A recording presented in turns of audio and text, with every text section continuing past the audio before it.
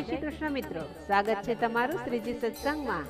નવરાત્રિના 9 દિવસોમાં માતા આદ્યશક્તિના વિવિધ રૂપોની પૂજા અર્ચના કરવામાં આવે છે। નવરાત્રિના 9મા દિવસે માતા સિદ્ધિદાત્રીની ઉપાસના કરવામાં આવે છે। તો ચાલો સાંભળીએ માતા સિદ્ધિદાત્રીની કથા। સિદ્ધ ગંધર્વ યક્ષાધૈર શુરૈરપી મરૈરપી સેવ્યમાના સદા ભૂતાય સિદ્ધિદા સિદ્ધદાયિની। માતા આદ્યશક્તિની 9મી શક્તિ માતા સિદ્ધિદાત્રી છે। આ બધા જ પ્રકારની સિદ્ધિઓને આપનાર છે। નવરાત્રિના 9મા દિવસે શાસ્ત્રીય વિધિ વિધાન અને સંપૂર્ણ નિષ્ઠા સાથે સાધના કરનાર સાધકને બધી જ સિદ્ધિઓ પ્રાપ્ત થાય છે। સૃષ્ટિમાં તેના માટે કંઈ પણ અશક્ય રહી જતું નથી। બ્રહ્માંડ પર પૂર્ણ વિજય મેળવવાનું સામર્થ્ય અને શક્તિ તેનામાં આવે છે। માર્કંડેય પુરાણ અનુસાર સાધકને આ 8 પ્રકારની સિદ્ધિઓ પ્રાપ્ત થાય છે। તેના નામ આ પ્રમાણે છે: અણિમા, મહિમા, ગરિમા, લધિમા, પ્રાપ્તિ, પ્રાકામ્ય, ઈર્ષિત્વ અને વશિત્વ આ પ્રકારે છે। જ્યારે બ્રહ્મ વૈવર્ત પુરાણ અનુસાર શ્રી કૃષ્ણ જન્મ વિભાગમાં આને 18 બતાવવામાં આવી છે, જે આ પ્રમાણે છે: અણિમા, લધિમા, પ્રાપ્તિ, પ્રાકામ્ય, મહિમા, ઈર્ષિત્વ, વાસિત્વ, સર્વકામ વશાયિતા, સર્વસત્વ, દૂરશ્રવણ, પરકાયા પ્રવેશ, વાક સિદ્ધિ, કલ્પવૃક્ષ, સૃષ્ટિ સંહાર કરણ સામર્થ્ય, અમરત્વ, સર્વન્યાયકત્વ, ભાવના જેવી બતાવવામાં આવી છે। માતા સિદ્ધદાત્રી પોતાના ભક્તોને આ બધી જ સિદ્ધિઓ આપવા માટે સક્ષમ છે। દેવી પુરાણ મુજબ ભગવાન શિવે માતાની કૃપાથી જ આ બધી સિદ્ધિઓ પ્રાપ્ત કરી હતી। માતાના આશીષને કારણે જ તેમનું અર્ધું શરીર દેવી રૂપ બની ગયું હતું અને એટલે જ ભગવાન શિવ અર્ધનારેશ્વરના નામે ઓળખાય છે। માતા સિદ્ધિદાત્રી ચતુર્ભુજ રૂપે ભક્તોને દર્શન આપે છે।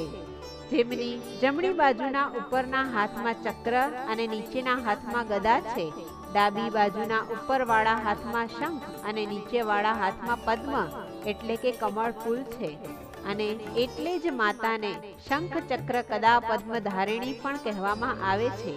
માતાનું વાહન સિંહ છે અને તે કમળ પુષ્પ પર પણ બિરાજે છે। હિમાલયના નંદા પર્વત પર માતાનું પ્રસિદ્ધ મંદિર આવેલું છે।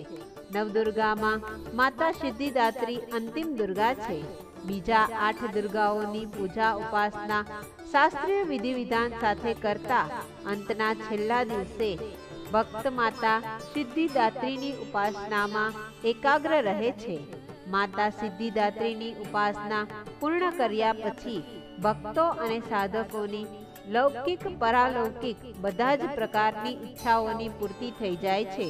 માતાની કૃપાથી કૃપાપાત્ર ભક્તના મનમાં કોઈ પણ એવી કામના બાકી જ નથી રહેતી કે જેને તે પૂર્ણ કરવા માંગે।